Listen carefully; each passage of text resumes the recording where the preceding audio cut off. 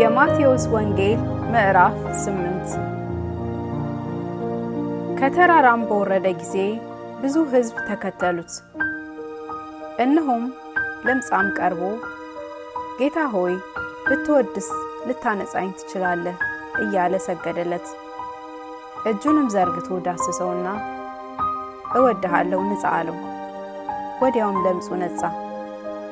ኢየሱስም ለማንም እንዳትናገር ተጠንቀቅ፣ ነገር ግን ሄደህ ራስህን ለካህን አሳይ፣ ለእነርሱም ምስክር እንዲሆን ሙሴ ያዘዘውን መባ አቅርብ አለው። ወደ ቅፍርናሆምም በገባ ጊዜ የመቶ አለቃ ወደ እርሱ ቀርቦ ጌታ ሆይ ብላቴናዬ ሽባ ሆኖ እጅግ እየተሰቃየ በቤት ተኝቷል ብሎ ለመነው። ኢየሱስም እኔ መጥቼ ፈውሰዋለሁ አለው። የመቶ አለቃው መልሶ ጌታ ሆይ በቤቴ ጣራ በታች ልትገባ አይገባኝም፣ ነገር ግን ቃል ብቻ ተናገር ብላቴናዬም ይፈወሳል። እኔ ደግሞ ለሌሎች ተገዥ ነኝና ከኔም በታች ጭፍራ አለኝ። አንዱንም ሂድ ብለው ይሄዳል፣ ሌላውንም ና ብለው ይመጣል፣ ባሪያዬንም ይህን አድርግ ብለው ያደርጋል አለው።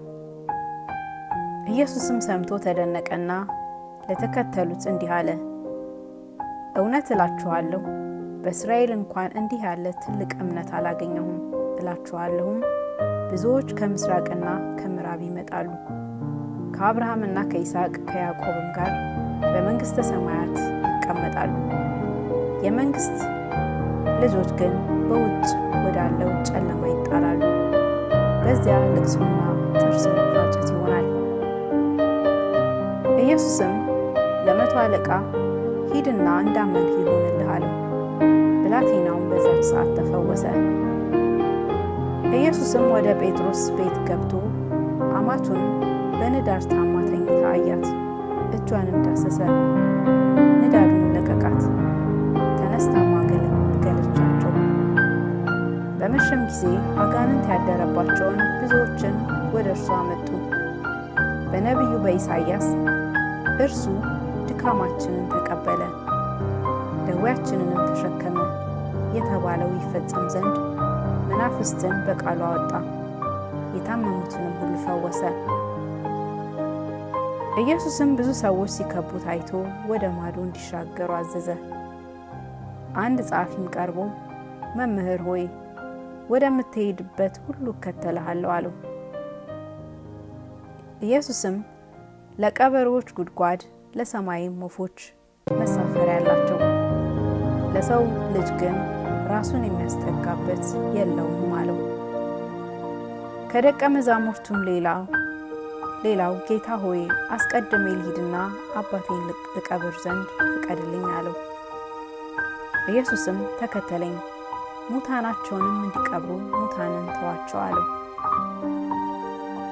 ወደ ታንኳም ሲገባ ደቀ መዛሙርቱ ተከተሉት።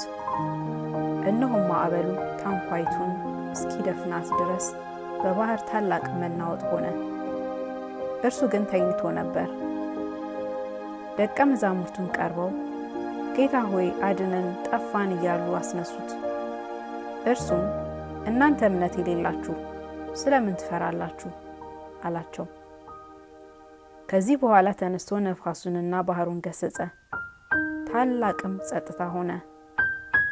ሰዎቹም ነፋሳትንና ባህርስ እንኳን የሚታዘዙለት ይህ እንዴት ያለ ሰው ነው እያሉ ተደነቁ።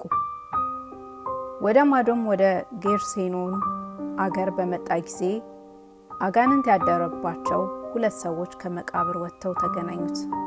እነርሱም ሰው በዚያ መንገድ ማለፍ እስኪሳነው ድረስ እጅግ ክፉዎች ነበሩ። እነሆም ኢየሱስ ሆይ የእግዚአብሔር ልጅ ካንተ ጋር ምን አለን?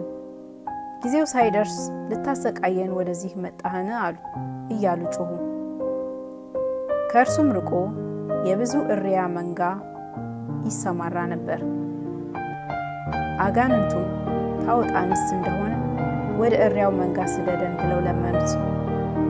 ሂዱ አላቸው። እነሱም ወጥተው ወደ እሪያዎቹ ሄዱና ገቡ። እነሆም የእሪያዎቹ መንጋ ሁሉ ከአፋፉ ወደ ባህር እየተጣደፉ ሮጡ። ውስጥ ሞቱ።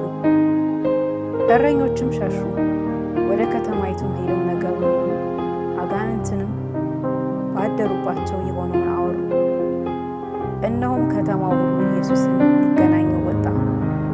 ባዩትም ጊዜ ከሀገራቸው እንዲሄድላቸው ለመኑት።